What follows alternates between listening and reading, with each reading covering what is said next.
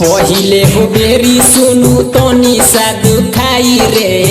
बाद में तो सुन तोरा बड़ी मजा आई रे बड़ी मजा आई रे बड़ी मजा आई रे पहिले हो बेरी सुनु तनी सा दुखाई रे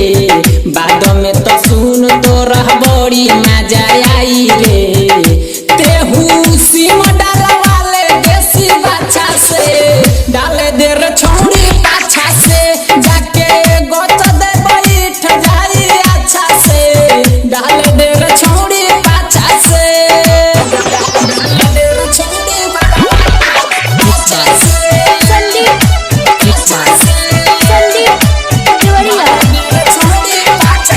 ले लो ना सवात तू मजा आई बाड़ा रगड़े द देहिया में तबे होई खाड़ा